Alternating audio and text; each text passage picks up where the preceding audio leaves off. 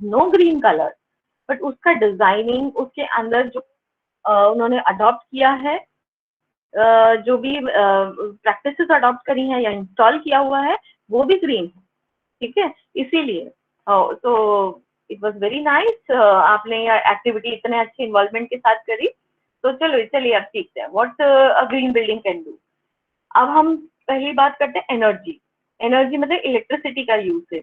तो एनर्जी का वो रिडक्शन ग्रीन बिल्डिंग में 24% से लेके 50% तक कम यूज होता है। देन CO2 एमिशन, जो हमारी बिल्डिंग, आप सोचोगे हम गाड़ी नहीं चला रहे कि एक बिल्डिंग बनी है, इसमें कहाँ से एमिशन हो रहा है? नहीं, एमिशन होता है, बिल्डिंग से भी होता है, हम देखते हैं कैसे होता है, और वो भी कम हो जाता है। वाटर का यूज कम हो जाता है, सॉलिड वेस्ट कम जनरेट होता है। वेस्ट की प्रॉब्लम आजकल इतनी ज्यादा बढ़ी हुई है, हर जगह जाओ तो कचरा ही कचरा मिलता है। तो this is how it helps in reduce. Now अब ग्रीन बिल्डिंग में जो मटेरियल यूज होते हैं, कि एक मैंने ना लाइफ साइकिल आपको दिखाई है, जहां भी ये हम कहाँ से शुरू होता है। सबसे पहले एक्सट्रैक्शन होता है। एक्सट्रैक्शन मतलब, अब आप सोचो ईंटें बनती हैं या सीमेंट बनता है, कहाँ से बनता है? पहले रॉ मटेरियल कहीं से लाया जाता है, एक्सट्रैक्शन होता है, फैक्ट्रीज में आके उसकी मैन्युफैक्चरिंग होती है, मैन्युफैक्चरिंग के बाद उसका ट्रांसपोर्टेशन होता है, ट्रांसपोर्टेशन के बाद हम उसको यूज करते हैं बिल्डिंग कंस्ट्रक्शन में। बिल्डिंग कई बार हम यूज करके तोड़ते भी हैं, रेनोवेट कराते हैं या तोड़ते हैं, फिर वो डिस्पोजल होता है। तो this is how the end of life and beginning of life goes on. Raw material, transportation, manufacturing, transportation again, then use, then somewhere we ended. Okay, now let's see why there is a need of a green building। क्योंकि इतने सारे आपने environmental impact देख लिए।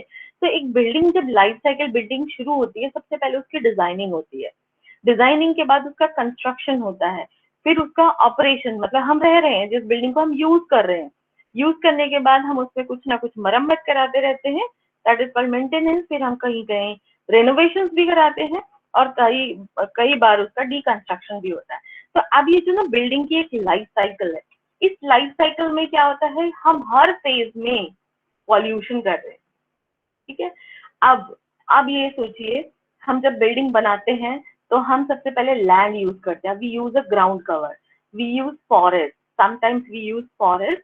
अब सोचो, imagine करो आपका शहर जो जंगल था कभी, वहां पे आज बिल्डिंग्स खड़ी हो गई हैं। तो बिल्डिंग्स को जगह देने के लिए जंगलों को काटा जा रहा है, और फिर उसके बाद यहाँ पर आप देखेंगे तो वुड के लिए भी जंगल काटे जा रहे हैं। तो फॉरेस्ट भी यूज कर रहे हैं, water we are using, energy we are using building construct होने में। तो ये सारी चीजें हैं जो हेल्प बिल्डिंग बनाने में एक प्रॉब्लमेटिक फैक्टर है। जैसे और ग्लोबली आप देखिए, बिल्डिंग जब बनती हैं, बनने की बात बता रही हूँ, जब हम उसको बनाना शुरू करते हैं 40% एनर्जी यूज होती है उसमें, फिर 50% रॉ मटेरियल कंज्यूम होता है, 48% सॉलिड वेस्ट उसमें से निकलता है, 50% वाटर पोल्यूशन हम कर देते हैं, 50% एयर पोल्यूशन भी होता है। अगर आप आपके आसपास कहीं आप देखो या गुजरो ऐसी बिल्डिंग जो बन रही है, तो आप देखोगे वहां से टाइल्स कट रहे हैं, पत्थर कट रहे हैं, तो उसमें से धुआं निकलता है, नॉइज पोल्यूशन भी होता है, एयर पोल्यूशन भी होता है। आप अगर ट्रक में से अनलोडिंग करते हैं सीमेंट का या मिट्टी का, तो कितना सारा धुआं होता है। देन वाटर यूसेज बढ़ा हुआ है, ग्रीन हाउस गैस एमिशन बढ़ जाता है, और CFC का भी हम यूज बढ़ा देते हैं। देन इसीलिए अभी आजकल सब जगह गो ग्रीन, अडॉप्ट ग्रीन, यही टर्म आप सुनने को मिलेगा। इसलिए why not in construction sector, हम फूड क्लोथिंग के सेक्टर में भी जा रहे हैं, फूड के सेक्टर में भी ग्रीन हो रहे हैं, तो why not in building sector. तो ग्रीन बिल्डिंग क्या है, लाइफ साइकिल परफॉर्मेंस बढ़ता है, कंज्यूमर कंजर्व रिसोर्सेज हमारे उसको कम करता है। ये डेफिनेशन है, I will not go in the definition part. ना बेनिफिट क्या मिलते हैं, बेनिफिट बहुत सारे हैं इसके। तो लेट्स टॉक, एनवायरमेंटल बेनिफिट है, इकोनॉमिक बेनिफिट है, सोशल बेनिफिट है। आप एनवायरमेंट को हर तरीके से सेव करें, क्योंकि एनवायरमेंट में आप बात करो तो फॉरेस्ट की बात भी आती है, वाटर की बात आती है, एनर्जी की बात आती है, पोल्यूशन की बात आती है, हर तरीके से ग्रीन बिल्डिंग उसको हेल्प कर रहा है। इकोनॉमिक बेनिफिट कैसे होता है कि आप इमेजिन करो, आप सोलर एनर्जी यूज कर रहे हो, तो आपका इलेक्ट्रिसिटी कितना कम, बिल कम हो जाएगा आपका। फिर आप BEE स्टार रेटेड, आप स्टार रेटेड इक्विपमेंट यूज कर रहे हो, बिजली का बिल कम हो जाएगा, पानी का बिल कम हो जाएगा, इकोनॉमिक बेनिफिट्स है, सोशल बेनिफिट भी मिलता है क्योंकि हम इकोसिस्टम को प्रिजर्व कर रहे हैं, लोग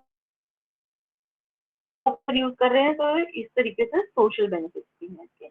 अदर बेनिफिट्स हैं, आपका एनर्जी कंजम्पशन कम होता है, पोल्यूशन कम हुआ, वाटर कंजम्पशन कम है, नेचुरल रिसोर्सेज को आप प्रिजर्व कर रहे हो, रिड्यूस, रीयूज, रिसाइकल कर रहे हो वेस्ट को, प्रोडक्टिविटी इंक्रीज होती है। इसकी प्रोडक्टिविटी के ऊपर बहुत सारी रिसर्चेज हुई हैं। उन रिसर्चेज में ये बताया गया है कि एक कन्वेंशनल बिल्डिंग में लोग जब काम करते हैं और ग्रीन बिल्डिंग में तो कितना फर्क आता है। तो हमेशा फर्क तो देखा ही गया है। And also we have enhanced the indoor environment quality. Then अभी हम बोल रहे हैं कोई भी नया कॉन्सेप्ट आता है जल्दी से हम अडॉप्ट नहीं करते, हमको उसके बैरियर्स बहुत दिखते हैं कि क्यों करेंगे। तो बैरियर्स क्या फेस करते हैं? एडिशनल कॉस्ट, क्योंकि ग्रीन बिल्डिंग बनाने में थोड़ा सा कॉस्ट आता है, पर वो कॉस्ट आप कंपेयर करो कि आपकी बिल्स कम कर रहा है और 10 साल के बाद तो आपकी बिल्स कितने कम हो जाएंगे, तो एक बार में कॉस्ट लग जाए तो no problem. Multi dwelling homes है, अब फ्लैट सिस्टम हो गया है, तो लोग कहते हैं एक बोलता है मैं ग्रीन प्रैक्टिसेस अडॉप्ट करूंगा, मैं ये लगाऊंगा, पर दूसरा बोलता है मेरे को नहीं करना है, वहां प्रॉब्लम आ जाती है।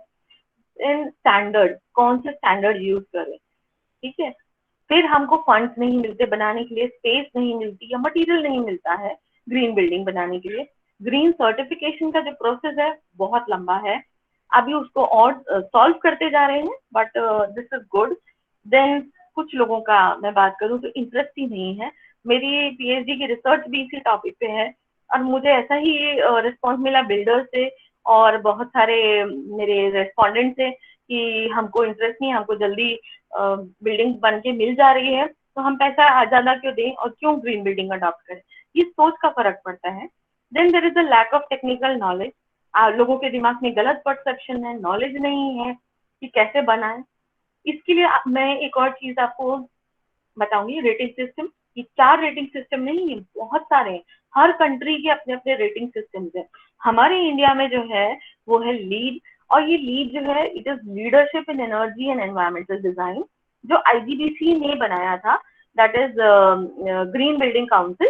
तो सबसे पहले यूएस से बनाया था ये 1998 में। इंडिया में इसको डेवलप किया है इंडियन ग्रीन बिल्डिंग काउंसिल ने, जो 2006 में स्टार्ट किया है।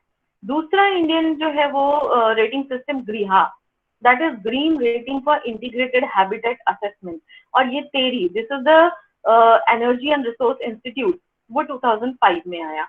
तो ऐसे में 2-3 आपके पास और लेकर आई हूँ, बट इंडिया में ये 2 ही सिस्टम यूज होते हैं और हर कंट्री के अपने अलग अलग है, क्योंकि एनवायरमेंट की कंडीशंस अलग है, बहुत सारी चीजें अलग है, तो हम किसी का कॉपी नहीं कर सकते। These 2 rating system which I told you. Then assessment, दोनों मेथड्स आईजीबीसी हो या गृहा हो, दोनों के क्राइटेरिया जो है मैं बताऊंगी आपको कि सिर्फ नाम अलग है, नाम अलग अलग यूज कर रहे हैं, काम दोनों सेम ही कर रहे हैं।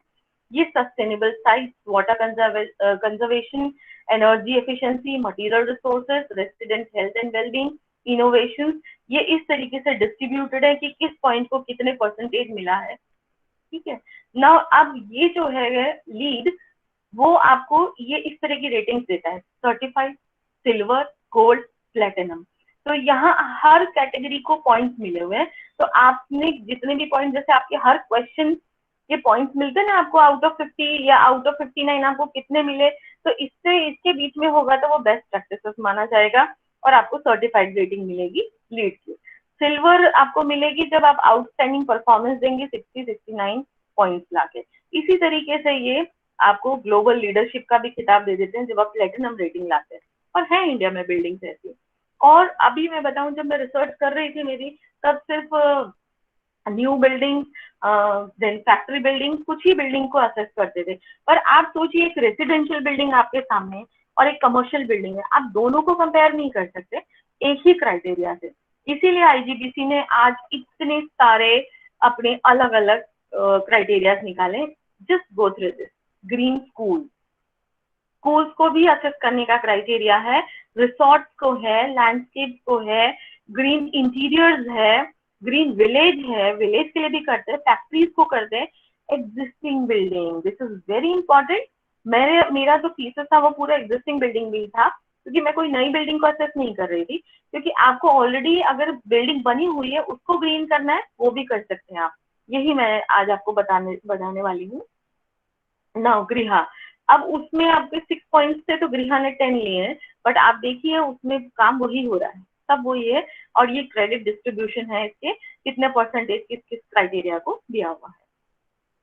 और अब ये क्या करता है, आपने देखा लीड क्या करता है, आपको रेटिंग देता है और एक सर्टिफाइड प्लेटिनम गोल्ड इस तरह की रेटिंग देता है। और गृह क्या करता है, आपको स्टार्स देता है 1 से 5 स्टार तक, और इसके भी नंबर्स इस तरीके से आपने स्कोर करे हैं तो आपको उस हिसाब से स्टार्स मिलते हैं। गृह का भी मैं बताऊं, हेल्थ इनके भी इन्होंने इतने सारे पैरामीटर्स लिए हुए हैं, we can say typologies mean types of building assess करने के लिए इतने सारी चीजें बनाई हैं, इवन एयरपोर्ट भी ग्रीन बनाए हैं बहुत सारे। नाउ अब मैं बिल्कुल आपको पॉइंट पे आती हूँ कि आपको ग्रीन बिल्डिंग है तो क्या क्या आपने अभी तक जो पिक्चर में आइडेंटिफाई करा कि बिल्डिंग के आसपास ग्रीनरी दिख रही है तो उसको आपने ग्रीन बिल्डिंग सोच लिया, ठीक है? नहीं, अब देखिए क्या क्या पॉइंट्स हैं। पहला है लोकल बिल्डिंग रेगुलेशन होने चाहिए। हम क्योंकि हमारे एनबीसी नेशनल बिल्डिंग कोड्स में कुछ कोड दिए हैं, नेसेसरी दिए हैं, लोकल अथॉरिटीज ने दिए, जैसे कि हाइट कितनी होगी, बिल्टअप एरिया कितना, मिनिमम ओपन स्पेस कितना देना है, पार्किंग कितनी देनी है, विंडो कितनी देनी है, ये सब आप मीट करते हैं तो आपको पॉइंट्स मिलते हैं। देन उसके बाद सर्टिफिकेट फॉर ऑक्यूपेंसी, आप अब इस बिल्डिंग को ऑक्यूपाई कर सकते हैं, गवर्नमेंट अथॉरिटी से आपको मिल जाता है, अप्रूव होता है, तो then it adds to the point. Then second thing soil erosion, school में बहुत पढ़ा होगा सॉइल इरोजन। तो सॉइल इरोजन क्या, टॉप मोस्ट सॉइल जो है वो पानी के साथ या हवा के साथ बह जाती है और उसको प्रिजर्व करें। अब इसका मतलब ये तो नहीं कि सब जगह हम कच्ची रोड रखें, हम पेविंग करते हैं। पेविंग क्यों करते हैं? क्योंकि हमको अपना गार्डन एरिया क्यों हटा रहे, क्योंकि हमको बहुत सुंदर सा सरफेस चाहिए, अच्छा लगता है वॉक करने में। तो इस तरह की पेविंग आपको चाहिए था, परमिएबल पेविंग को इम्पोर्टेंस दें। क्यों? क्योंकि इसमें क्या होता है, वाटर जो है नीचे जाता है, अब्सॉर्ब होके नीचे जाता है। ये जो ओपन एरियाज जॉइंट्स देख रहे हैं, यहाँ पे ये ग्रीन ग्रीन ग्रास हो जाती है, तो ये और उसको अब्सॉर्ब होने में हेल्प करती है। तो पानी जितना अब्सॉर्ब होगा नीचे जाएगा। आप भी खुद भी जानते हैं, आपके घर में बोरवेल लगा होगा तो कितनी नीचे जाके पानी मिलता है, और राजस्थान में पानी की किल्लत कितनी है, आई नो दैट। ठीक है, उसके बाद वाटर टेबल और नीचे नीचे जा रहा है, बारिश कम हो रही है, तो जितना पानी है, बारिश अगर हो भी रही है तो वो पानी तो वेस्ट ही हो जा रहा है ना। क्या हमने सड़कें बना दी है, सड़कें तो पानी अब्सॉर्ब करती ही नहीं है, तो पानी बह जाता है, ऐसे ऊपर ही बहता रहता है, जमीन के अंदर नहीं जाता। तो जमीन के अंदर नहीं जाता, वाटर टेबल इसलिए और नीचे होती चली जाती है। तो आप अगर पार्किंग है आपके या कहीं ओपन स्पेस है, आप इस तरह के पेवर ब्लॉक यूज करिए जिसमें पानी अंदर अब्सॉर्ब हो जाता है और नीचे चला जाता है। ये स्टॉर्म वाटर मैनेजमेंट, मतलब बारिश, स्टॉर्म वाटर हम ये बोल रहे हैं जो बारिश का पानी इकट्ठा हो जाता है। अभी रिसेंटली बारिश के टाइम पर I seen the videos of Jaipur, किस तरीके से पानी आया, बाढ़ आई और इतने सारे लोग, इतनी सारी मिट्टी, बाइक, ऑटो रिक्शा सब मिट्टी के नीचे थे। तो अब वो पानी क्यों होता है, क्योंकि अब ये बाढ़ क्यों ज्यादा आ रही है, क्योंकि हमने हर जगह पेवमेंट कर दिया है, पेवमेंट कर दिया, सड़कें बना दी, पक्की जगह बना दी, पानी कहाँ जाएगा, उसको जाने का रास्ता ही नहीं मिलता। इसीलिए इस तरह के आपने देखे भी होंगे, सरकार बनाती भी है पर वो कचरे से भरे रहते हैं। तो ये इस हर थोड़ी दूर पे ये आप बनाएंगे, इसकी कनेक्टिविटी रहती है सब रोड के साथ, तो पानी एब्जॉर्ब होगा तो नीचे जाएगा, बाकी का इसमें चला जाएगा, तो आपकी नीचे वाटर टेबल ही अच्छी होगी। तीसरी चीज है बेसिक हाउस होल्ड एम्यूनिटीज, मतलब कि आपको जहां आप रोज जाते हो और आपके आसपास जरूरतों की चीजें हैं, जैसे स्कूल है, बैंक है, पोस्ट ऑफिस है, प्लेस ऑफ वर्शिप है, प्ले ग्राउंड है, हॉस्पिटल्स है, इवन द गार्डन, क्योंकि किसी को वॉक करने की आदत है, जॉगिंग की, एक्सरसाइजिंग की, तो ये हमारे ना बहुत ही आसपास होनी चाहिए। ठीक है, जितना कम हो, क्योंकि हम क्या करते हैं, व्हीकल यूज करते हैं, तो अगर ये हमारे आसपास होगा तो हम सोचेंगे वॉक करके चले जाएं, तो हम वॉक करेंगे तो हम पोल्यूशन कम कर रहे हैं। ओके, देन नेचुरल टोपोग्राफी और वेजिटेशन। टोपोग्राफी आपको टेक्निकल टर्म लग रहा होगा, पर टोपोग्राफी कुछ नहीं है कि आपके वहां पे नेचुरली कोई पत्थर है, जैसे ये पत्थर है, यही था, आप उसको वहीं यूज कर लीजिए। आपके वेजिटेशन कोई पहाड़ सा बना हुआ था, प्लेट्यू बना था, उसको प्रिजर्व करके रखिए उसको, और जितना हो सके उतने पर ईंट पत्थर और ये ग्रास है या वेजिटेशन है उसको बचा के रखिए, that will help you. Then ये एक नया पॉइंट है यूनिवर्सल डिजाइन, और मैं आपको बता दूं ये सिग्नल स्कूल, मैं आपको स्कूल की बात कर रही थी ना, ये आईजीबीसी का रेटेड स्कूल है, वडोदरा में ही है, and it is an international school. तो यूनिवर्सल डिजाइन में आता है आपकी रिजर्व पार्किंग, पहला पॉइंट होता है इसमें। दूसरा, रेस्ट रूम्स अवेलेबल होनी चाहिए in common areas. Then ramp किस लिए, देखिए इस तरह का रैम्प ये अभी गवर्नमेंट बिल्डिंग्स में भी कंपल्सरी हो गया है। रैम्प इसलिए कोई भी फिजिकली डिसेबल्ड पर्सन है उसको एक्सेसिबल होनी चाहिए बिल्डिंग। देन इन टॉयलेट्स में ये ग्रैब बार क्यों, क्योंकि कोई व्हील चेयर वाला है या कोई बुजुर्ग है उसको यहाँ टॉयलेट यूज करने में मदद मिले, ठीक है। देन ग्रीन पार्किंग फैसिलिटी, इसमें 3 चीजें आती हैं। पहला, वेंटिलेशन इन बेसमेंट के अंदर इतना सफोकेशन होता है, तो दीज आर द वेंटिलेटर्स जो आपको वहां फ्रेश एयर देते रहते हैं। देन इलेक्ट्रिक चार्जिंग फैसिलिटी, ये भले पिक्चर विदेश का हो, even in Jaipur I have seen ऐसे चार्जिंग पॉइंट्स लगे हैं in your MNIT college when I visited, तो वहां पे ऐसे charging points I have seen.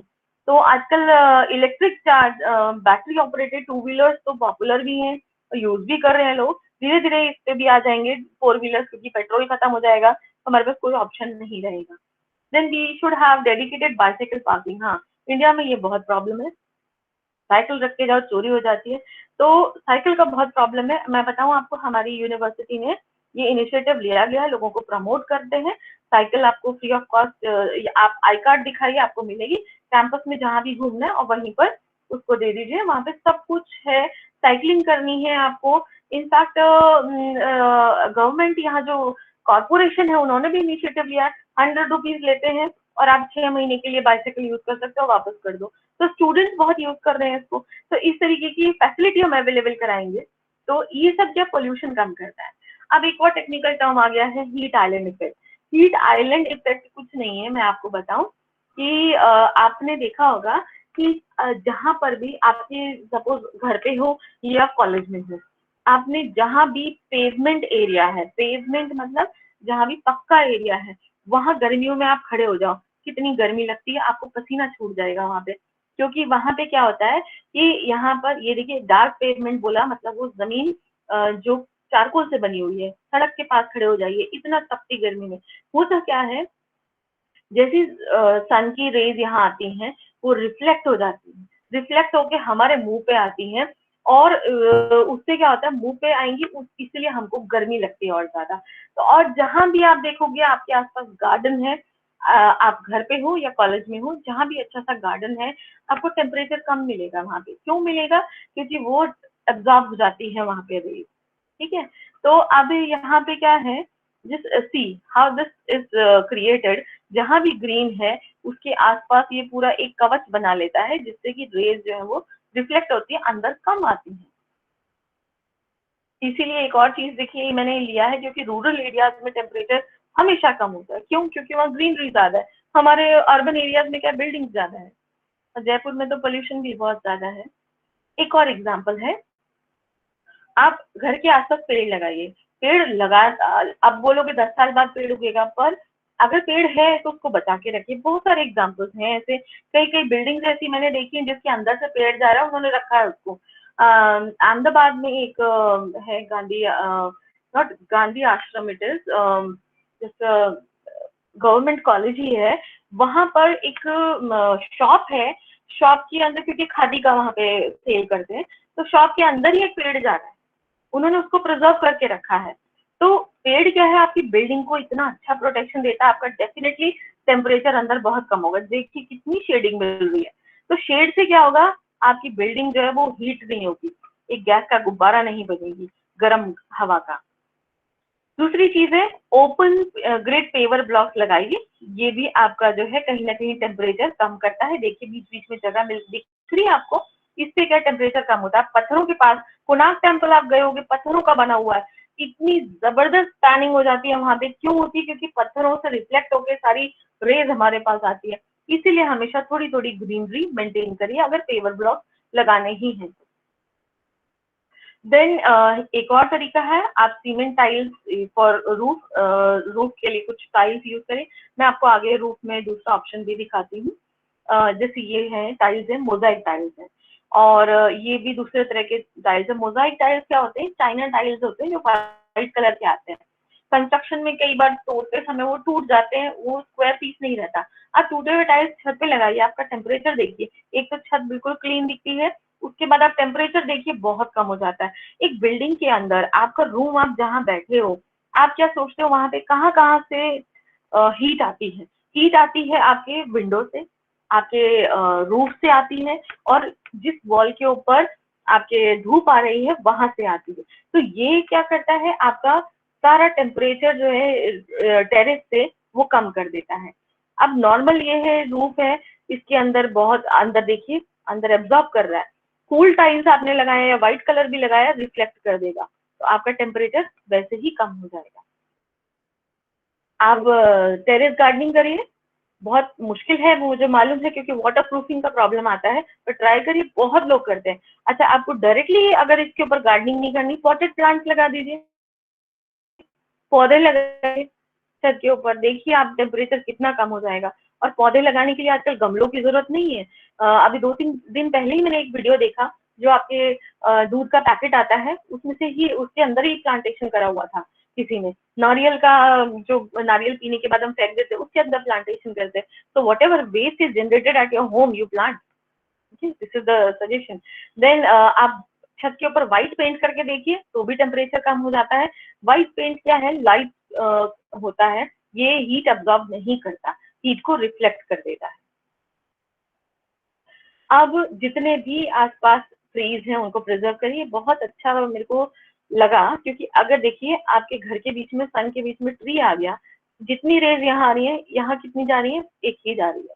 ये देखिए कितना अच्छा शेड दिया हुआ है। इसीलिए हमेशा घर के आसपास ट्रीज रहते हैं तो कुछ अच्छा ही लगता है, और आपका टेम्परेचर भी कम हो जाता है ना। अब बोलोगे कि फ्लैट में रहते हैं, फ्लैट में इतने बड़े ट्रीज कहाँ से आए? अरे तो फिर आप बालकनी गार्डन बना लीजिए, छोटे छोटे, आजकल बहुत ऑप्शंस हैं, हैंगिंग वाले हर तरह के ऑप्शंस हैं। वर्टिकल गार्डनिंग करिए, ये देखिए क्रीपर्स लगा लीजिए। वर्टिकल गार्डनिंग भी बहुत दिल्ली में भी देखा है मैंने, कमर्शियल प्लेसेस पे देखा है मैंने, हाईवे पे देखा है, बहुत जगह ऑप्ट कर रहे हैं वर्टिकल गार्डनिंग के लिए। इस तरह का गार्डन बनाइए, कैसे भी हैंगिंग है, बास्केट है, गार्डन बनाइए, तो आपका टेम्परेचर डेफिनेटली घर का कम होने लगेगा। फिर आप प्लांट्स हैं, छोटे मोटे इंडोर प्लांट्स भी आजकल बहुत आने लगे हैं।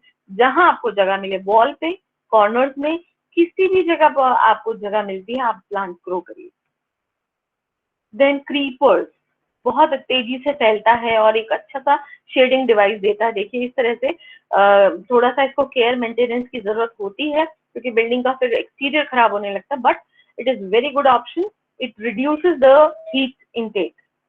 अब ऑर्गेनिक फर्टिलाइजर्स घर के अंदर से हमारे बहुत तरह का ऑर्गेनिक, ऑर्गेनिक मतलब जो किचन में से वेस्ट निकलता है, चाहे वो सब्जी के छिलके हो, किसी भी चीज का, आपके सब्जी बच गई है, कुछ भी बचा हुआ हो, उसके आप इकट्ठा करिए, कंपोस्ट बनाइए उसका।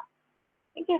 Then parking area, parking area में आप, क्या होता है, गाड़ियां गर्म हो जाती है, हम दिन में ढूंढते हैं ना कि कहीं हमको शेड मिल जाए, पेड़ के नीचे मिल जाए, या कोई ऐसा शेड जो गाड़ी गर्म ना हो। तो फाइबर रीइंफोर्स प्लास्टिक आता है, उसकी लगाइए, या मैंग्रोव टाइल्स लगाइए। मैंग्रोव टाइल्स टेम्परेचर बिल्कुल।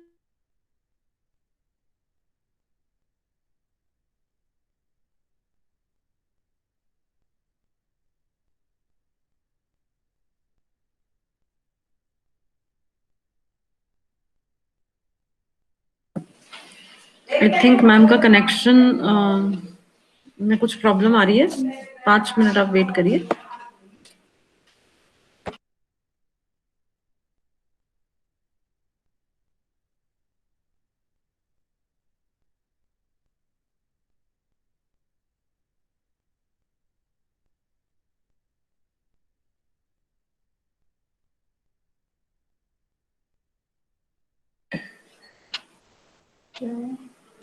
जो कनेक्शन डिस्कनेक्ट हो गया।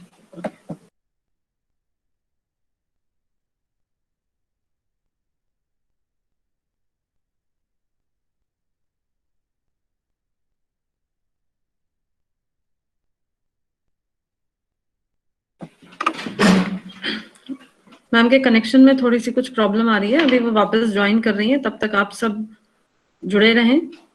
और एक ये बेसिक कर्टसी होती है कि जब कोई बाहर से स्पीकर आते हैं तो आप मीटिंग बीच में नहीं छोड़ें। अगर कोई नेटवर्क इश्यू भी है तो आप दोबारा ज्वाइन करने की कोशिश करें। ये बहुत खराब लगता है कि बच्चे बीच में से मीटिंग छोड़ के जा रहे हैं।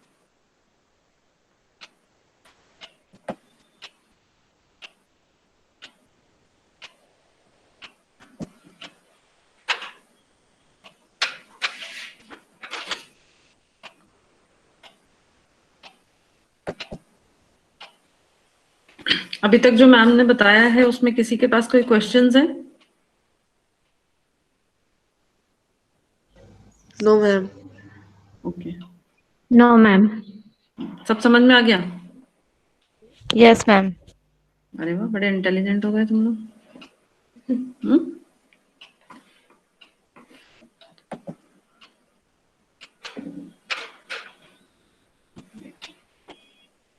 हाँ रचना।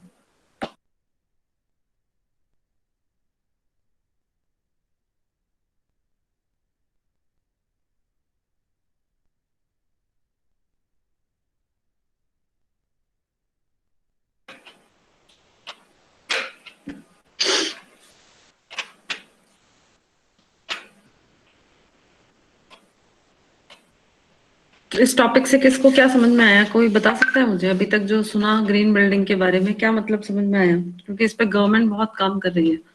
इनफैक्ट हमारे कॉलेज ने अपनी ग्रीन ऑडिट कराई थी और हमें उसमें काफी अच्छी रैंकिंग मिली है। तो क्या समझ में आया?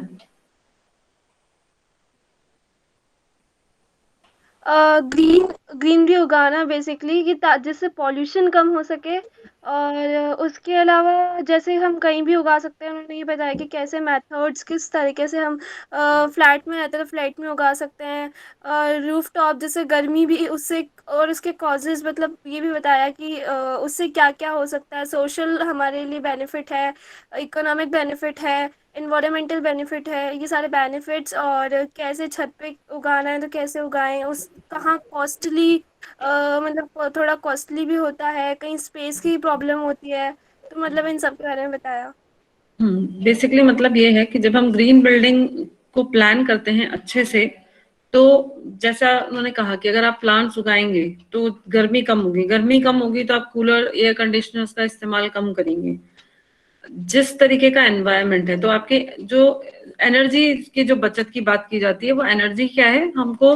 अगर मेरा घर ऐसी जगह हो, मैम आ गए हैं शायद,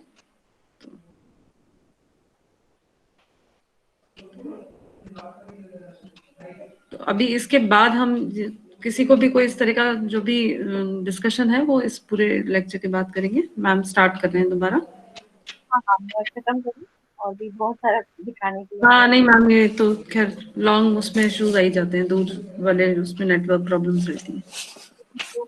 प्रॉब्लम तो नहीं। जी जी।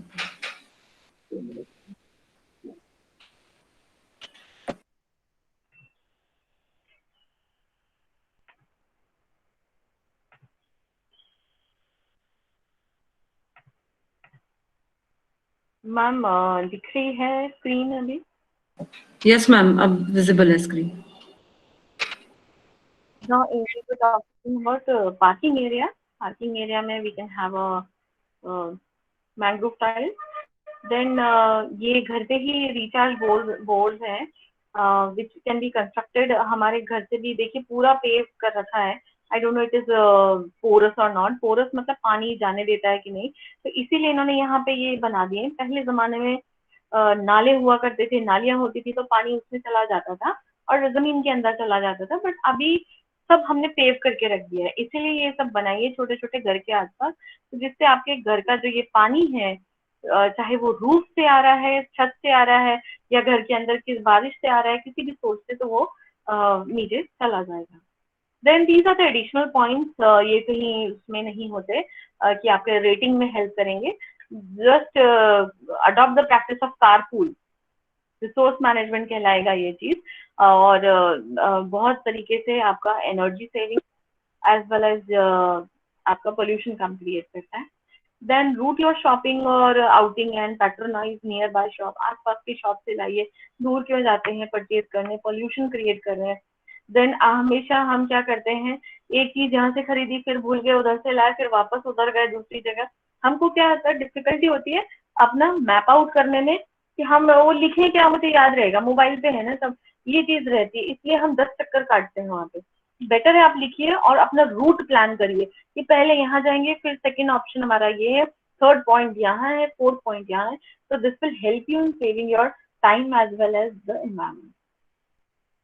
देन हम जहाँ भी ये साइट बन रही है, this is out of that, हमारे उसमें नहीं है ये पर्व्यू में, बट जहाँ भी कंस्ट्रक्शन साइट चलती हैं तो वहाँ पे एडिक्वेट, आपने देखा भी होगा जो मजदूर लोग हैं, they have a temporary accommodation, ठीक है, तो उनको कहीं थोड़ी सी छोटे मोटे हाउसिंग फैसिलिटी प्रोवाइड कराइए। सैनिटरी मेजर्स बहुत ध्यान रखने हैं, टॉयलेट्स वगैरह आजकल मोबाइल टॉयलेट्स भी आ गए हैं। देन उनके लिए फर्स्ट एड होना चाहिए, adequate drinking water, personal protective equipment बहुत जरूरी है।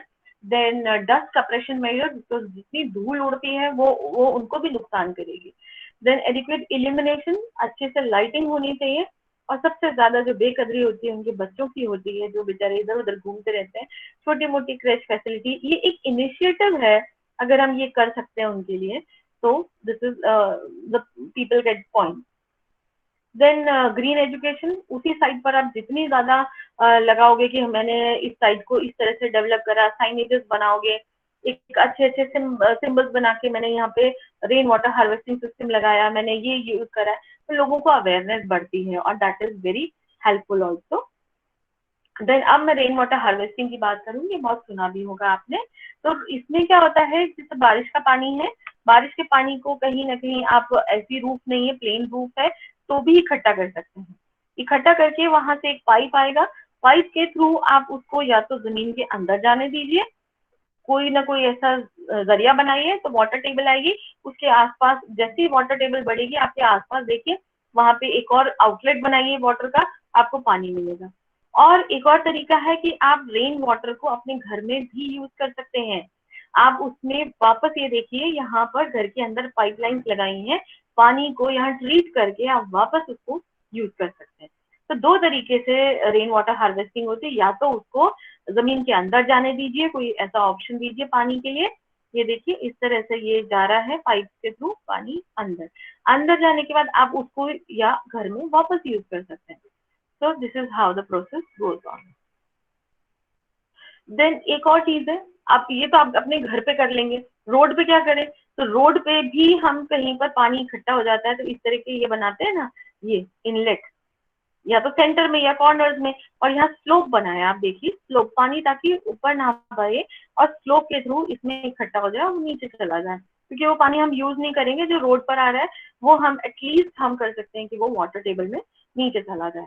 देन आप वाटर एफिशिएंट फिक्सचर लगाइए। आपने ऑब्जर्व किया होगा अभी जहाँ जाते हैं हम पानी में, पानी यूज करते कमर्शियल प्लेसेस में, मेरे को लगता है अभी हर जगह ऐसे ही फॉसेट्स आने लगे हैं जो पानी कम, उसमें क्या होता है, झाग ज्यादा आता है।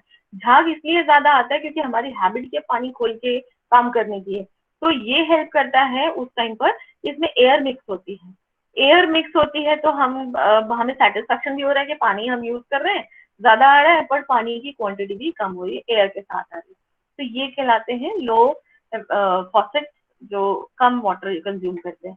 देन लैंडस्केप डिजाइन, आपको अपना अच्छा सा लैंडस्केप बनाना है तो आप ड्रॉट टॉलरेंट स्पीशीज वो है जो पानी कम पीते हैं, जैसे कैक्टस बोलते हैं, हम बोलते हैं कैक्टस को पानी कम चाहिए, नहीं, ये और भी प्लांट्स हैं जिनको पानी कम चाहिए, इसको उगाइए, बहुत जल्दी ग्रो करते हैं, पानी की जरूरत भी नहीं है। दूसरा नेटिव स्पीशीज जो वहां पर्टिकुलरली उस जगह पे होते हैं उनको ग्रो करिए, बाहर से क्यों लाते हैं, वो नहीं करेगा, क्लाइमेट में ग्रो ही नहीं करेगा। Then third category is adaptive species.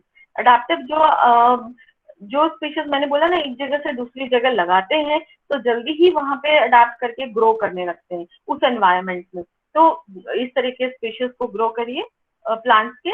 Then irrigation system, ये स्प्रिंकलर बेस्ट ऑप्शन है। अब आप बोलेंगे कि मेरे फ्लैट में या घर में कहाँ स्प्रिंकलर लगाए, नहीं, जहाँ भी अगर आपका प्लान कर रहे हो, फार्म हाउस है आपका या आपका कहीं हॉलीडे होम बनाया है, या इनफैक्ट आप you can suggest for builder, आप छोटा मोटा गार्डन भी उसने बनाया है, you can suggest to install the sprinklers. इससे इवनली डिस्ट्रीब्यूट होता है पानी, वेस्टेज कम होता है। फिर सेकंड थिंग है पोरस पाइप। पोरस पाइप क्या होते हैं, ये एक साइट जो मैंने असेस करी थी उसमें लगे हुए थे ये पोरस पाइप, बहुत ही अच्छे हैं। इसका ये है कि जितना पानी प्लांट को चाहिए उतना, ये देखिए इसकी सरफेस से पानी निकल के आता है, और जहां नहीं चाहिए पानी बंद हो जाता है। इसको मॉइस्ट हो गई, ये पूरी मॉइस्ट हो गई आपकी, पानी मिल गया, बस उसके बाद पानी नहीं आएगा। जब ये ड्राई होने लगेगी सैंड, तो पानी अपने आप इसमें से निकल के आएगा। These are the pipe can be use. दूसरा, मॉइस्चर सेंसर्स लगाइए, जमीन के नीचे आप लगा सकते हैं जहां जहां भी जरूरत है मॉइस्चर सेंसर्स, क्योंकि मिट्टी में अगर मॉइस्चर आ गया दैट मीन्स पानी बंद हो जाना चाहिए। ऑटो शट ऑफ वॉल्व भी आते हैं जो ऑटोमेटिकली बंद हो जाते हैं। देन उसके बाद ड्रिप इरिगेशन, ये भी टर्म आपने सुना होगा, जो एक बूंद बूंद करके, इसमें क्या होता है, पाइप लगाया जाता है, पाइप के थ्रू जहां जहां भी पौधा है, जहां जहां भी आपने उगाया है उसकी जगह पे पानी आएगा। बाकी जगह वेस्ट होता है ना, कई बार हम पाइप लगा के छोड़ देते हैं, ओवरफ्लो हो जाता है, किसी में ज्यादा किसी में कम, पानी वेस्टेज ज्यादा होता है, इसीलिए ड्रिप इरिगेशन हेल्प करता है if you have a garden. Then this is very important, waste water treatment. अब वेस्ट वाटर हमारे घर में निकलता कहाँ से है? हमारे घर में वेस्ट वाटर निकलता है किचन में से, बाथरूम में से सबसे ज्यादा निकलता है। तो इसको, ये वाटर क्या वेस्ट हो जाता है हमारे घर से, पर अभी एक ट्रीटमेंट प्लांट बनाते हैं या बहुत बड़ा सा, I have the picture, I think next उसमें होगा, तो वहां पे वाटर को आप, इनफैक्ट किचन वाटर क्या है, आप जाके पौधों में पानी डाल दो उसका, किचन में जो सब्जियां धोई हैं आपने, साबुन का पानी नहीं बोल रही हूँ, बर्तन धोने के बाद का, और उस इवन जो बर्तन धोने के बाद का पानी है और जो बाथरूम में हम यूज कर रहे हैं उस पानी का भी ट्रीटमेंट कर सकते हैं, और वो ट्रीट करके वापस बाथरूम में हम यूज कर सकते हैं, ऐसा भी प्रोविजन है।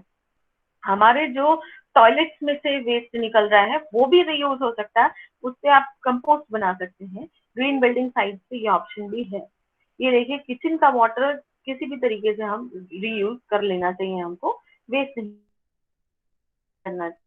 This is the waste treatment plant जो मैंने बिल्डिंग असेस करी थी, उसमें कहीं 2 जगह पे ये मुझे प्लांट मिला था।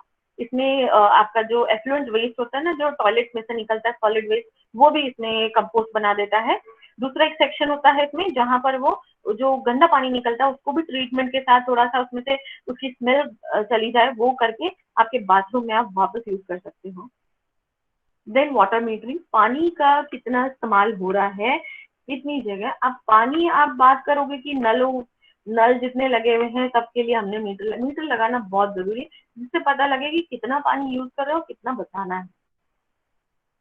Then best time to water, early morning करिए, या फिर जब सनसेट हो जाता है, सनसेट होने से थोड़े पहले, जब ऊपर से आपका सन कम हो जाए, सन का हीट कम हो जाए, क्योंकि इवेपोरेशन हो जाएगा अगर आप दिन के टाइम में पानी डालेंगे, इवेपोरेट हो जाएगा, वो उसको मिलेगा ही नहीं प्लांट को।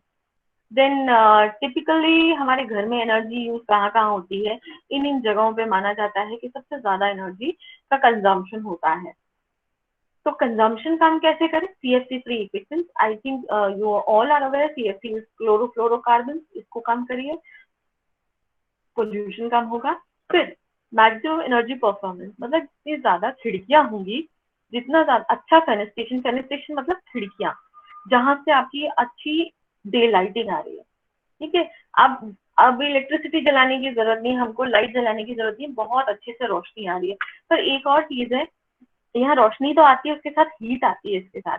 और आजकल जो हमारे घर बन रहे हैं उसमें देखो तो आप बहुत ज्यादा इस तरह का मिलेगा आपको ग्लास ट्रांसपेरेंट, जहाँ से आपको लाइटिंग का प्रोविजन बढ़ जाता है, क्योंकि रूम हमारे छोटे हो गए हैं तो उसमें भी अंधेरा रहेगा, तो वो और ऐसा लगेगा कि एडवांसिंग लगेगा, हमारी तरफ आ रहा है रूम और छोटा दिखेगा। इसीलिए एक वॉल पूरी ग्लास की बना देते हैं या विंडोज ज्यादा बनाते हैं, इससे लाइट अच्छी आती है, day light.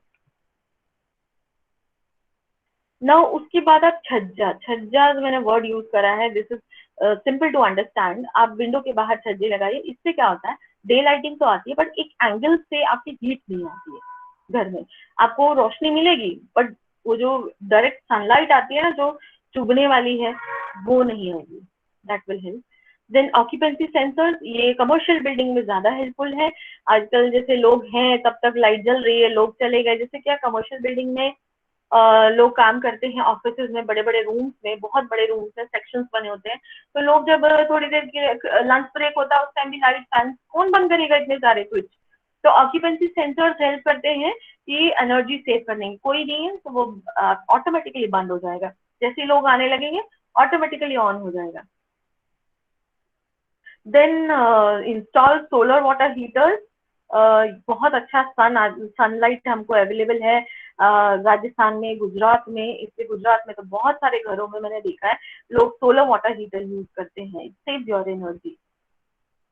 Then energy efficient electrical fixtures, LEDs आते हैं आजकल, वो कम लाइट यूज करते हैं। These are T5 tubelight, T5 tube और T8 ट्यूबलाइट जो पतली आती है और एनर्जी बहुत कंज्यूम करती है। अभी भी आपके घर में अगर पुराने बल्ब या पुरानी ट्यूबलाइट है उनको चेंज करके आप ये ऑप्शन देखिए, लाइट भी बहुत अच्छी देते हैं ये, और आपका इलेक्ट्रिसिटी बिल भी बहुत कम कर देंगे। सोलर पैनल, आज पहले जब मैं कर रही थी रिसर्च तब बोलते थे कि एक फोटोवोल्टिक सेल ही लाखों का आता है, कैसे लगाएं। अरे इन्वेस्टमेंट करेंगे उसके बाद ये किसी घर में ही लगाए, मैं कमर्शियल बिल्डिंग का नहीं दिखा रही हूँ कि कमर्शियल बिल्डिंग भी सक्सेसफुल है या वही लगाते, छोटे छोटे घरों में भी लोग लगाने लगे हैं। आपकी पूरी एनर्जी जो है घर की, जो आपको इलेक्ट्रिसिटी बिल कम हो जाएंगे आपके, तो आपको वो कॉस्ट पूरा रिकवर हो जाएगा। देन फॉल सीलिंग कुछ लोग करवाते हैं आजकल, तो काफी चलन है इसका। तो फॉल सीलिंग लोग सोचते हैं एस्थेटिक लुक के लिए अच्छा है या अच्छा दिखने के लिए बिल्डिंग को, रूम को, बट इसका एक और एडवांटेज है क्योंकि ये डबल फॉल सीलिंग, फॉल्स का मतलब क्या है, इल्यूजन, गलत चीज है ना, तो गलत मतलब एक्चुअल सीलिंग ये है, पर ये हम दिखा रहे हैं, ये नहीं दिख रही है, ये दिखा रहे हैं। तो इसके बीच में जो गैप होता है, ये बहुत सारे आपके आर्किटेक्चरल जो फ्लॉज होते हैं या वायर्स होते हैं उसको कंसील करता है। उसके बाद क्या होता है, आपकी छत पे से, मैं बोल रही थी ना पहले, रूफ में से सबसे ज्यादा आपके हीट आती है। तो एक तो ऊपर से टाइल्स लगा लो, स्विमिंग पूल बनाओ, आप टेरेस गार्डनिंग करो। दूसरा ऑप्शन है आप फॉल सीलिंग से भी हीट का इंटेक कम कर सकते हैं, एब्जॉर्ब हो जाता है।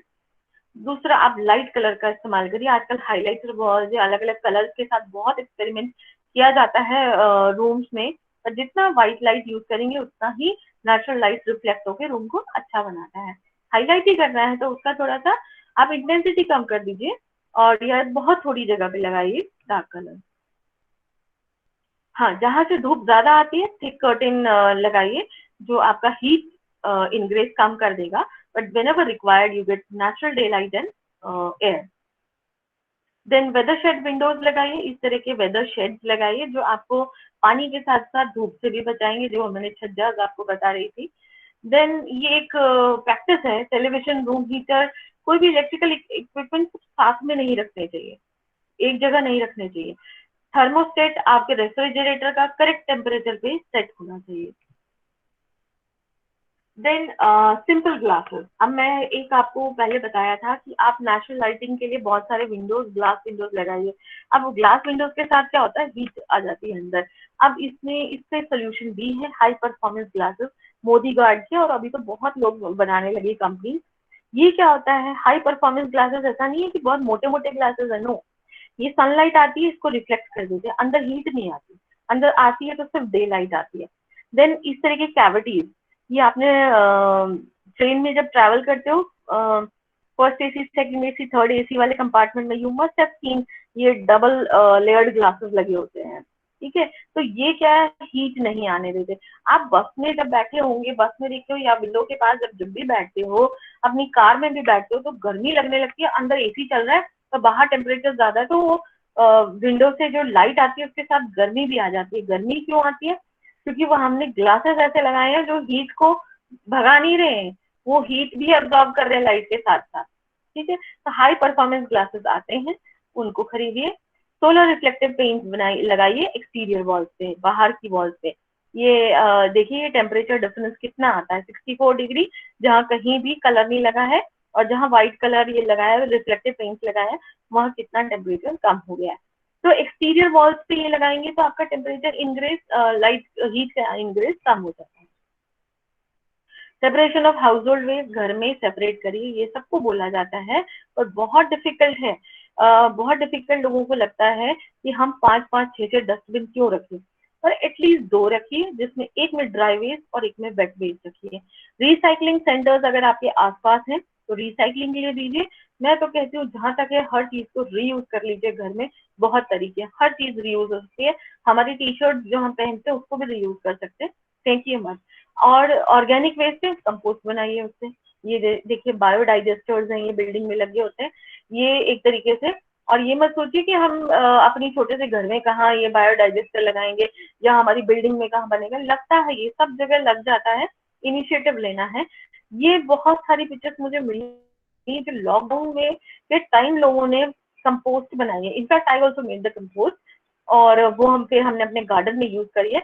आप इसमें क्या करिए, मटके लीजिए, प्लास्टिक के आपके पुराने डब्बे पड़े, उनमें ही कचरा इकट्ठा करिए, थोड़ी सी मिट्टी डालिए और इसमें छेद कर दीजिए और रख दीजिए उसको। आप थोड़े ही दिन में देखेंगे इतनी अच्छी मेन्योर बन जाती है। मेन्योर बनती है तो आप अपने प्लांट्स में, पॉटेड प्लांट्स में भी यूज कर सकते हैं उस मेन्योर को। गार्डन नहीं है, पॉटेड प्लांट्स तो है, उसमें यूज कर सकते हैं। देन कंस्ट्रक्शन वेस्ट बहुत तरह का निकलता है।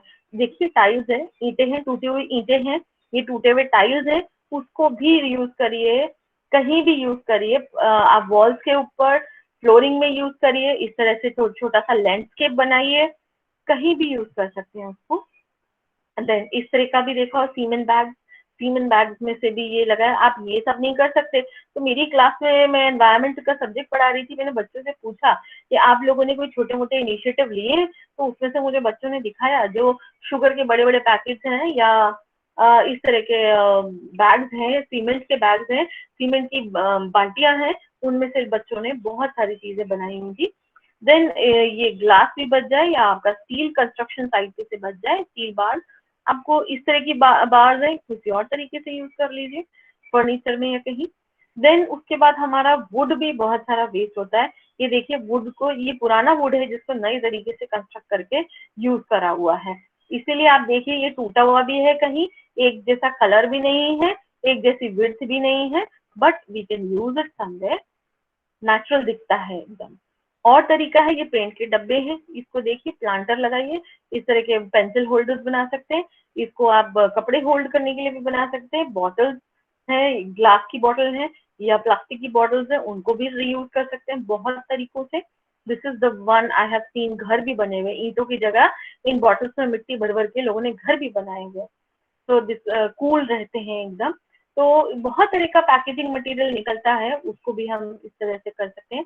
सैल्वेज वुड एक और टेक्निकल टर्म है। सैल्वेज वुड क्या है? सैल्वेज वुड कहलाती है जो ऑलरेडी, सपोज मेरी टेबल है, मेरी टेबल बिल्कुल खराब हो गई, मैं उसको टूट गई है, उसका पैर टूट गया या कुछ टूट गया, अब मैं क्या करती हूँ उसको फेंक देती हूँ। ठीक है, रिपेयर कराने जाओगे, आजकल की इंजीनियर्ड वुड होती ही नहीं है रिपेयर, तो आप उसको थोड़ा सा और मोल्ड करके आप उसको रीयूज कर रहे हैं तो उसको सैल्वेज वुड कहलाता है। मतलब वो वर्जिन नहीं है, आप उसको प्योर जंगल से नहीं लेकर आए हो और रीयूज कर रहे हो किसी भी तरीके से। Then these are the materials with the recycle content. मतलब आजकल मैं बताऊं सीमेंट भी रिसाइकल्ड आने लगा है, स्टील्स भी जो सरिया होती है ना वो भी रिसाइकल्ड आने लगी है। फिर आपका और बहुत सारे मटेरियल्स है, इवन ब्रिक्स जो ट्रेडिशनली हम रेड कलर की ब्रिक्स यूज करते थे, अभी फ्लाई ऐश ब्रिक्स आ रही है। अब फ्लाई ऐश ब्रिक्स क्या होती हैं? जो राख निकलती है मैन्युफैक्चरिंग के बाद, उसको कंप्रेस करके बड़ी बड़ी ब्रिक्स बना रही है, तो वो हैवी भी नहीं होती है और वो एनवायरमेंट फ्रेंडली भी है, रिसाइकल्ड होके बनी हुई है। तो ऐसे मटेरियल्स यूज करिए। रैपिडली रिन्यूएबल बिल्डिंग मटेरियल्स या सर्टिफाइड वुड। सर्टिफाइड क्योंकि ना वुड की लॉगिंग, इलीगल लॉगिंग बहुत होती है, तो इसके लिए जो सर्टिफाइड कर देते हैं, सर्टिफाइड में वही वुड आती है जो प्लांट मेच्योर हो गए हैं या बहुत पुराने हो गए हैं और जिनकी ग्रो बहुत जल्दी उगते हैं, उनको काटा जाता है, तो वो उस तरह की वुड यूज करिए। या रिन्यूएबल जैसे बैम्बू है, बैम्बू बहुत जल्दी उग जाता है, कहीं भी उग जाता है, तो बैम्बू का इस्तेमाल करिए। और ये मैं बताऊं, इसका बैम्बू का इस्तेमाल फर्नीचर में करिए, झूला बनाइए, इसे फ्लोरिंग में यूज करिए, वॉल पे यूज करिए, बहुत ऑप्शंस हैं इसके। स्ट्रॉ बेल भी यूज होता है आजकल। Then now tobacco smoke control, ये क्या वेलबींग के लिए है। अगर आपको स्मोकिंग जोन्स बना दीजिए कहीं पर, हर जगह कोई स्मोक ना करे, this is for just good health of inmate. Then maximum day lighting का ध्यान रखिए, जितनी अच्छी नेचुरल लाइट आएगी उतना अच्छा, पर डे लाइट के साथ आप ध्यान रखिए कि हीट नहीं आनी चाहिए। तो आजकल डे लाइटिंग के लिए स्काई विंडोज या स्काईलाइट का बहुत प्रोविजन बिल्डिंग्स में लोग ऑप्ट कर रहे हैं, चाहे आप वॉल्स के थ्रू करिए, चाहे आप सीलिंग्स के थ्रू करिए, go for maximum day lighting. Fresh air ventilation बहुत होना चाहिए, और इस तरह के वेंट्स आप प्रोवाइड करिए कहीं भी, हर रूम में, चाहे वो बाथरूम हो, बेडरूम हो, लिविंग रूम हो, किचन रूम हो, there should be a good ventilation. Then connectivity to exteriors, आप अच्छा गार्डन बनाया है, यहाँ वॉल खड़ी कर दोगे तो हम देख ही नहीं पाएंगे उसको, अच्छे से ग्लास लगाइए ताकि हम इंटीरियर से कनेक्ट करें। लिविंग रूम है या आपका डाइनिंग रूम है, उससे कनेक्ट करिए, बालकनीज बना के, यहाँ बाहर बहुत अच्छा सीन है तो कनेक्ट करिए उससे, उस जगह पर। ना एग्जॉस्ट फैंस है, वो बहुत जरूरी है आपके वॉशरूम्स में, किचन में, उसका जरूर लगवाइए। Then low VOC paint, VOC is volatile organic compound. जब हमारे घर में पेंट होता है उसके बाद इतनी स्मेल आती है, वो स्मेल इतना नुकसानदायक है, और फिर 2-3 दिन बाद वो स्मेल चली जाती है, बट वो थोड़े अमाउंट में निकलती रहती है, और वो निकलने उसके वो एक कैंसर कॉजिंग एलिमेंट है, मैं बताऊं आपको। तो इसीलिए आजकल लो VOC या नो VOC पेंट आ रहे, नो VOC भी। इंडियन कंपनीज भी ऐसे दे रही, एशियन पेंट से भी लगता है, बहुत सारे ऐसे ब्रांड्स हैं जो दे रहे हैं। देन क्रॉस वेंटिलेशन प्रोविजन करना चाहिए क्रॉस वेंटिलेशन का, कि अगर सामने इसके आप कुछ नहीं बना सकते, ये तो वॉल ही आएगी, तो ऊपर वेंटिलेशन दे दीजिए, यहाँ के इसके सामने इधर उधर वेंटिलेशन दीजिए। इस तरह से वेंटिलेशन प्लान करिए कि हवा एक तरफ से आए तो दूसरी तरफ से निकल जाए। It can be single opening, it can be 2 opening, और 2 ओपनिंग विद विंग्स, 2 अलग अलग साइड में, और एडजेसेंट ओपनिंग्स भी हो सकती है, या डायरेक्टली 2 ओपनिंग। इस तरह से प्लानिंग करिए। ठीक है। Turbo ventilators, again you must have seen, ये ऊपर लगे हुए।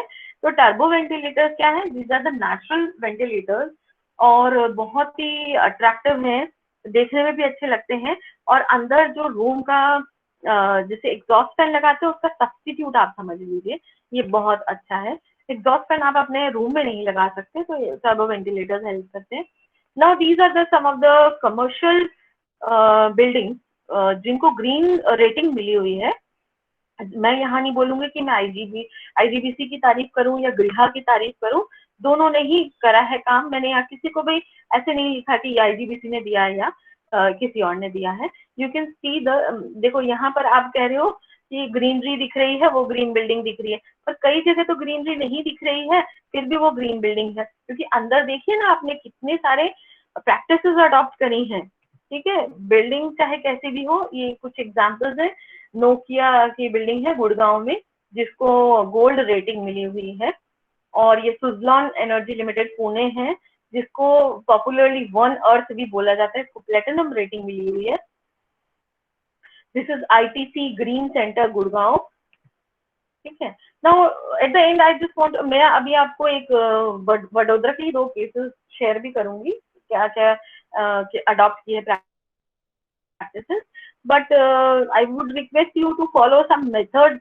आपकी एग्जिस्टिंग बिल्डिंग में भी कर सकते हो आप, प्रैक्टिसेस अडॉप्ट कर सकते हो, बिल्डिंग को ग्रीन बना सकते हो। ग्रीन कलर नहीं करना है या खाली पौधे ही नहीं ग्रो करने हैं, आप उस बिल्डिंग को ग्रीन बना सकते हो बहुत सारी प्रैक्टिसेस अडॉप्ट करके। एंड ऑल्सो आप जितना लोकल चीजें खरीदोगे, लोकल चीजें प्रेफर करोगे, that will be very great. और आप नया घर खरीदने जा रहे हो, डिमांड करिए आप ग्रीन बिल्डिंग की। आप अपने घर को रेनोवेट करा रहे हो, and you are the future stakeholders. आप सोच रहे हो मैं, हम ये सब तो पेरेंट्स डिसाइड करते हैं, पर you can convince your parents कि this is good for our health. तो इसको at last I would like to say that go green in green building. You will definitely have a question answer, but मैं पहले आपको जल्दी से आपको एक और बहुत अच्छा सा ये एग्जाम्पल दिखा दूं। ये आपको दिख रहा है स्क्रीन पे?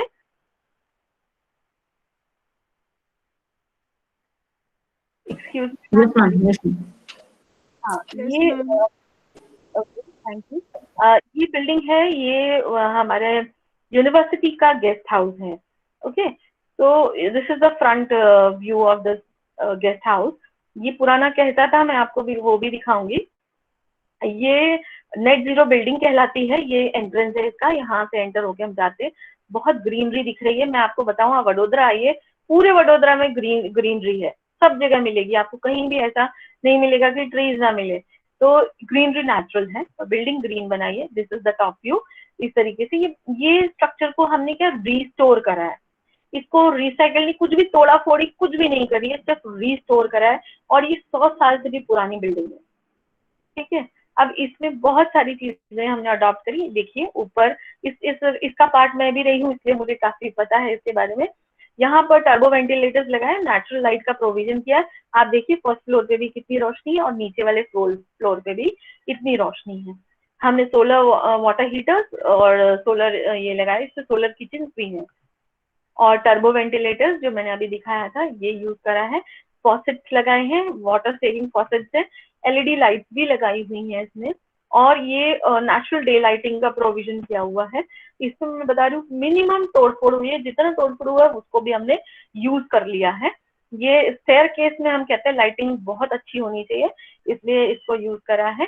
This is the natural day light, open नहीं है, बंद है, पर डे लाइटिंग आ रही है प्रॉपर। नाउ अब ये पुरानी बिल्डिंग देखिए आप किस तरह से, ये सिर्फ कलर का फर्क नहीं है, इसको रीस्टोर किया गया है। ये देखिए इसकी हालत बहुत खराब थी और इसको रेनोवेट करने के बाद ये बहुत कम लोगों के लिए खोला जाता है। ये वाला गेस्ट हाउस दूसरा ही यूज करते हैं। दिस इज द व्यू जिसको रीस्टोर करा है। और यहाँ पर इसके जो टाइल्स लगाए हैं वो भी मोजाइक टाइल्स हैं, जिससे कि हीट रिफ्लेक्ट होके बाहर चली जाए। यहाँ पे बहुत ही अच्छी ग्रीनरी मेंटेन करते हैं हम। And then I have another presentation for you. This is platinum graded green building जो आईजीबीसी की वडोदरा में ही बनी हुई है। तो ये प्रेजेंटेशन मैं शेयर कर रही हूँ उन्हीं का, ये बहुत सारी इसमें आपको पॉइंट्स दिखेंगे। ये वडोदरा सिटी का थोड़ा इंट्रोडक्शन है, बट मैं जस्ट स्किप करके आपको सीधे वहीं ले जाऊंगी जहाँ पर ये बिल्डिंग नहीं है, मैं बोलूंगी यहाँ पे प्लॉट है। ये पूरा प्लॉट है, इसमें बिल्डर ने इनिशिएटिव लिया है और उसने वहां पे ऐसे प्रोविजन किए कि लोगों को ग्रीन प्रैक्टिसेस अडॉप्ट करनी ही पड़ेगी। और कॉमन एरियाज उसने बहुत अच्छे से डेवलप करके दिए हुए हैं। और ये थोड़ा सा वडोदरा के एक्सटीरियर में है, बट वेरी गुड बिल्डिंग।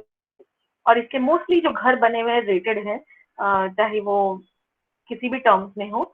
और पर अभी मैं आपको जैसे ये दिस इज द ऑडिटोरियम वहां का, इसमें आप देखिए एसी का इस्तेमाल सबसे कम होता है, कम से कम, ठीक है।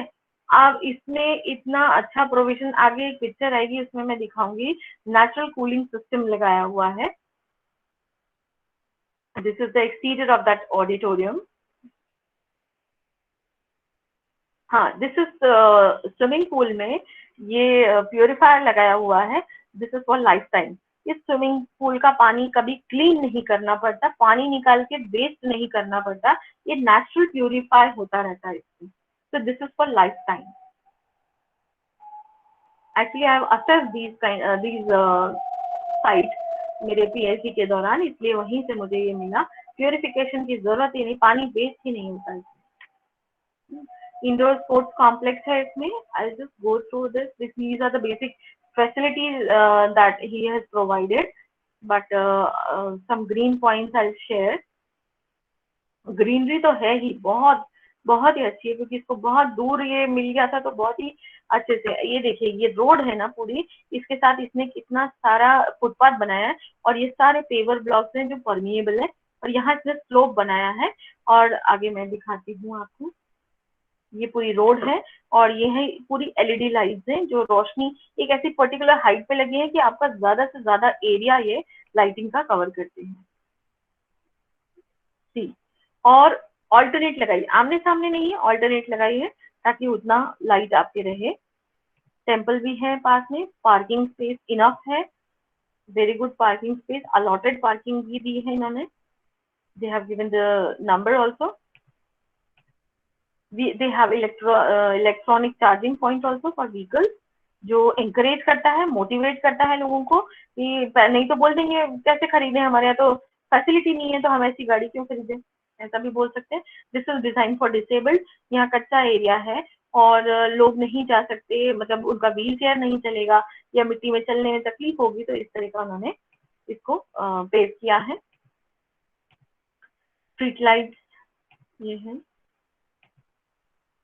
ये देखिए, this is at the night time, किस तरह से इतनी अच्छी रोशनी आ रही है, इक्वली डिस्ट्रीब्यूटेड।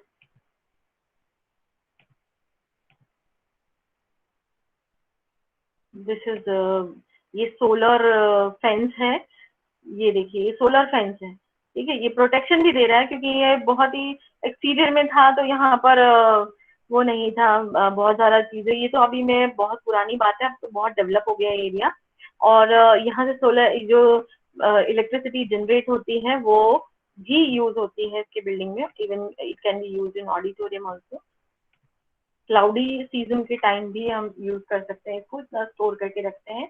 ये ऑर्गेनिक और इनऑर्गेनिक वेस्ट कलेक्ट करने के लिए बिन प्रोवाइडेड है। हाँ, this is very nice thing, Mosaic tiles जो मैं बोल रही थी आपको, ये है। तो मोजाइक टाइल्स क्या करते हैं, ये रिफ्लेक्ट करते हैं एनर्जी, दो तरफ होती है, एक तो एनवायरमेंट में, एक नीचे हमारे रूफ के थ्रू, सीलिंग के थ्रू हमारे अंदर आ जाती है। नाउ क्या होता है, सपोज 45% आया रेज हीट आई, 45% कैसे डिस्ट्रीब्यूट होती है, जिसकी 5% अंदर जाएगी, 40% रिफ्लेक्ट हो जाएगी। दिस इज इसका यू वैल्यू है इस मोजाइक टाइल्स का, ओके। और ये नॉर्मल एक नॉर्मल सी छत है, जिसमें क्या होगा, 45% अगर आ रहा है तो 40% एब्जॉर्ब होगा, 5% रिफ्लेक्ट होता है, इसीलिए बिल्डिंग हमारी गर्म हो जाती है, छत से गर्मी आती रहती है। Okay, so this is maintain. Water efficient fixtures लगाए हुए हैं उन्होंने सब जगह, कॉमन एरियाज में, घर में भी जो प्रोवाइड करें। ट्रीज ड्रॉट टॉलरेंट स्पीशीज लगाए हुए हैं, उसी टाइम लगा के दिए थे सबको। These are the water meters installed. आपका वेस्टेज कम से कम हो तो हर घर में प्रोवाइड किया हुआ है। Good tough design they have done, see open paver blocks लगाए हैं, जहां भी जगह मिलती है उनको, बहुत सारे उसमें लगाया हुआ है। And this is very good thing they have done. Root zone treatment, porous pipe, biodynamic farming, moisture sensor control, central shut off valve, time based controller, pressure regulation device, ये सब इन्होंने लगाए हैं। स्प्रिंकलर्स लगाए हैं, ये बहुत अच्छी चीज है। इसमें क्या होता है, पेवर ब्लॉक्स लगा दिए तो इसको पानी नहीं मिलता, तो इसमें इस तरह से कास्टेड सीमेंट का ये लगाया है और इसमें पोर्स बना दिए हैं, जिससे क्या आता है, और इधर कच्चा रखा है प्लांट के, तो हर प्लांट में जो भी वहां पे लगा है उसके लिए लगाया है। बारिश आएगी तो बारिश का पानी कैसे, रेन वाटर यहाँ पे बनाए हैं, रिचार्ज बोल बना दिए हैं। दिस इज, जब भी बारिश आएगी तो पानी यहाँ आएगा, पानी इंटैक्ट से जाके रिचार्ज बोर्ड में इकट्ठा हो जाता है। Then roof rain water harvesting के लिए भी ये इन्होंने किचन में भी प्रोवाइड किया है, यहाँ पे प्योरीफाई करके एटलीस्ट बर्तन धोने के लिए आप यूज कर सकते हो उस पानी को। अब बारिश का पानी जो बाहर इकट्ठा होता है उसके लिए भी इन्होंने कहीं ना कहीं टैंक बना रखा है, उस पानी को यूज करते हैं। ये देखिए रन ऑफ यहाँ कॉर्नर्स में जाता है, यहाँ पे अंदर एब्जॉर्ब हो जाता है, जितने भी कॉर्नर्स में जाएगा पानी एब्जॉर्ब हो जाता है जैसे बारिश आती है। This will go this way. तो स्टॉर्म वाटर ड्रेन्स बने हुए हैं जहाँ पे ग्राउंड वाटर स्टोर हो जाता है। ये कॉमन एरिया का है पानी, यहाँ पे स्टोर करके रखते हैं। Just for water table also we can do, कि भाई जमीन के नीचे भी पानी का लेवल बढ़ता जाए, वो भी करा है। ये आसपास की जगह है उसका रिचार्ज बनाया हुआ है उन्होंने। देन हाँ, this is reuse of waste water, जो मैं बता रही थी हमारे घरों से निकलता है, उसका रीयूज भी करा है इन्होंने। This is the plant they have, यहाँ पे कोई भी इवन सीवेज का भी जो वेस्ट निकलता है वो भी, वाटर भी प्यूरिफाई होता है और फ्लड भी ट्रीट करके यूज करते हैं। इस तरीके से इन्होंने एनर्जी सेविंग में हेल्प करी है। Now see this is another good example. अगर यहाँ पर एक बिल्डिंग है, डायरेक्ट सनलाइट आ रही है तो बिल्डिंग को गर्म करेगी। ये देखिए रिफ्लेक्ट कम होगी, 45% और 40% रिफ्लेक्ट, और बाकी का आप यहाँ देखिए, अगर ट्री लगा दिया आपने तो वो 40% डायरेक्टली जा रहा है और रिफ्लेक्ट होके अंदर तो गर्म कर ही रहा है, बाहर भी गर्म कर देगा वो। तो इसीलिए दे आर सेइंग कि आप ट्रीज लगाओ, ट्रीज लगाओगे तो यही अब्जॉर्ब हो जाएगी हीट, यहाँ नहीं आएगी। ये देखिए 25% जाती है, रिफ्लेक्ट होके वापस आ जाएगी प्लांट में। And this is the provision for natural day lighting glasses, ये सभी आजकल कर भी रहे हैं, तो it is a good option.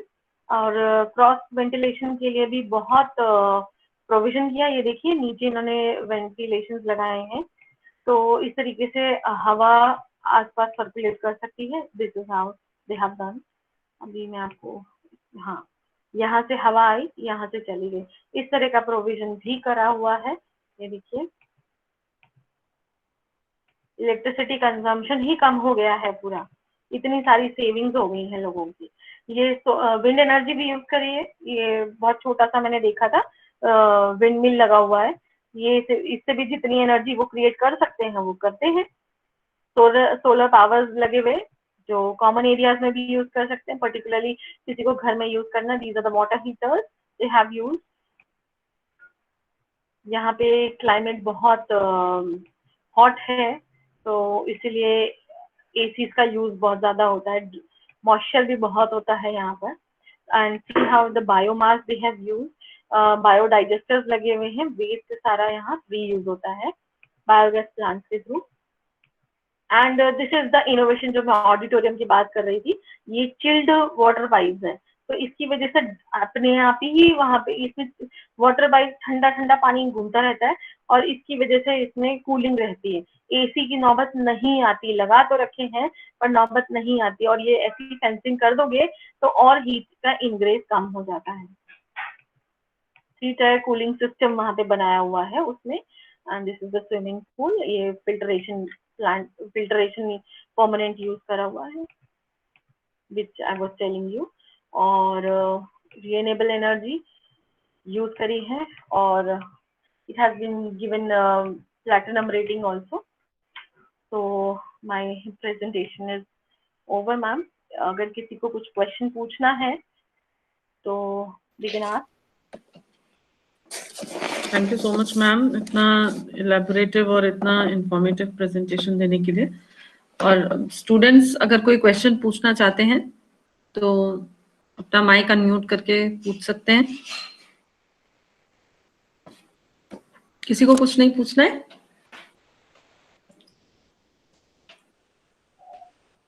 Actually ये थोड़ी टेक्निकल चीज है मैम, मैं भी बहुत सारी ट्रेनिंग्स में गई हूँ पहले, तो जी लोग जी होम साइंस वाले यहाँ क्या कर रहे हैं, क्योंकि सही वहाँ बात। पे जी जाते थे जो इंजीनियरिंग फील्ड से हैं या आर्किटेक्चर से हैं या इंटीरियर डिजाइनिंग से। मेरा इंटरेस्ट था, मुझे लगा ग्रीन बिल्डिंग। आपको मैं मेरे एग्जांपल दे दूं, मेरे ब्रदर इन लॉ है, he is engineer in university. तो जब मैंने बताया अपना टॉपिक कि मैं इसमें कर रही हूँ पीएचडी, तो ही जी सेड कि I am being a engineer what the home scientist she is doing. तो फिर बाद उन्होंने एक्सप्लोर करा, and now he is a patron of गृहा आईजीबीसी, अभी उनका बहुत नाम है इसमें। तो वो उन्होंने जाना, वो टेक्निकल फील्ड से थे, वो आगे बढ़ गए। बट मेरा रोल यहाँ पर क्या है होम साइंटिस्ट का, कि मैं अवेयरनेस क्रिएट कर सकती हूँ। मैंने बहुत सारी चीजें, आपको देखा होगा कि लेमैन को कहीं भी समझ नहीं आएंगे टेक्निकल टर्म्स क्या होते हैं। बिल्कुल बिल्कुल बिल्कुल। और ये हम कंस्ट्रक्ट करने नहीं जा रहे हैं, हम उन पॉइंट्स पर ध्यान नहीं रख सकते। छोटी छोटी चीजें जो हम अडॉप्ट कर सकते हैं ना, बिल्डिंग में चेंजेस ला सकते हैं। हम डेफिनेटली रेनोवेशन करते हैं, हम लाइटिंग फिक्सर चेंज कर सकते हैं, हम वाटर फिक्सर चेंज कर सकते हैं। तो थोड़ा बहुत ग्रीन, हमें रेटिंग के लिए काम नहीं करना है यहाँ, हाँ रेटिंग दे जी, एनवायरमेंट के लिए, अपनी वेलबींग के लिए काम करना है। एक्चुअली होम साइंस में जितने भी सब्जेक्ट्स हैं वो बेसिकली इसी बात पे डिपेंड करते हैं कि आप घर को कितना एफिशिएंटली चीजों को अप्लाई कर सकते हैं, और उसका जो प्रोफेशनल एस्पेक्ट है, अगर आपको उस चीज की समझ है तो आप दूसरों को भी अच्छे से उसके बारे में बता सकते हैं। और होम का जो साइंस पार्ट है वही सबको बताना एक्चुअली हमारा काम है। तो मुझे खुद को ये चीजें बहुत इंटरेस्टिंग लगती हैं। पर और स्टूडेंट्स के लिए इस तरह के लेक्चर्स रखने का पर्पस यही है क्योंकि उनको लगता है कि होम साइंस में जो पढ़ाया जाता है वो बिल्कुल घर तक सीमित है, लेकिन हमारा जो एरिया है वो बहुत वाइड है, हम कहीं भी जा सकते हैं, हम किसी भी फील्ड में जा सकते हैं, क्योंकि हमारे जितनी चीजें हमको सिखाई जाती हैं वो इतनी वेरीड हैं, वो इतनी ज्यादा एप्लीकेबल हैं आपकी डे टू डे लाइफ में। तो इसीलिए जब रचना से मेरी बात हुई और उसने कहा कि मैम ग्रीन बिल्डिंग्स पे मैम का काम है, तो मैंने कहा जरूर इसको हम कहीं ना कहीं तो ये यूज करेंगे इस चीज को। तो बहुत ही इंटरेस्टिंग और बहुत ही इंफॉर्मेटिव सेशन था मैम। मुझे लगता है कुछ चीजें तो क्योंकि पिक्चर्स से बहुत सारे तो बच्चों को काफी क्लैरिटी भी आ गई होगी टॉपिक को लेकर के, और कुछ छोटे मोटे डाउट्स हो सकते हैं, तो वो अभी शायद ये थोड़ा सा इनको भी हेजिस्टेंस रहती है पूछने में। किसी का अगर कोई भी डाउट है तो अभी पूछ सकते हैं, नहीं तो डेफिनेटली बाद में तो हम मैम से बहुत पूछ के आपको क्लैरिफिकेशन दे सकते हैं अगर बाद में कोई क्वेश्चंस आते हैं तो। किसी को मैम, मैं तो वेट कर रही हूँ ma'am.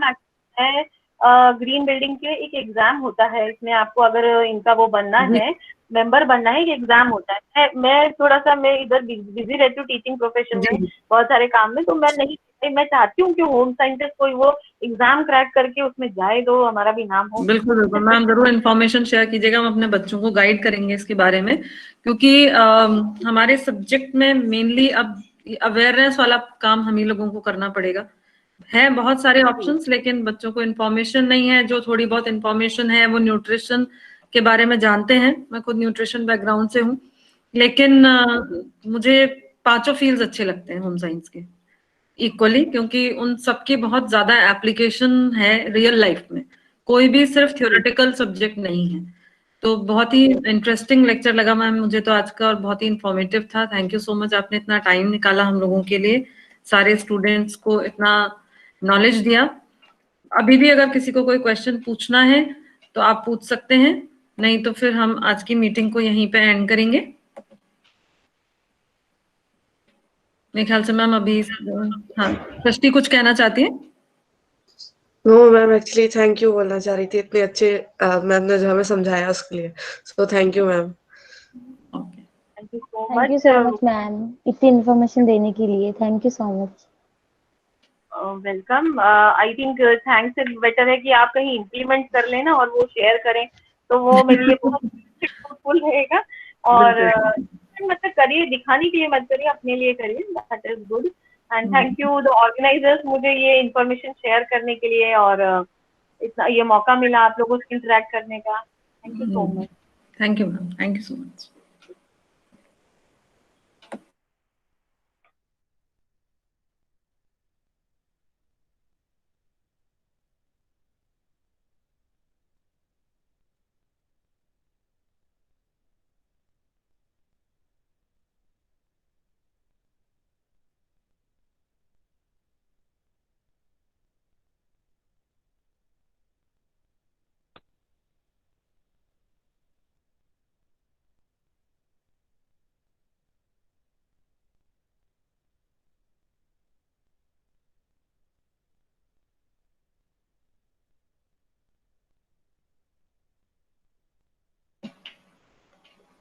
Students can leave the meeting. हाँ जी मैम। Okay ma'am, see you.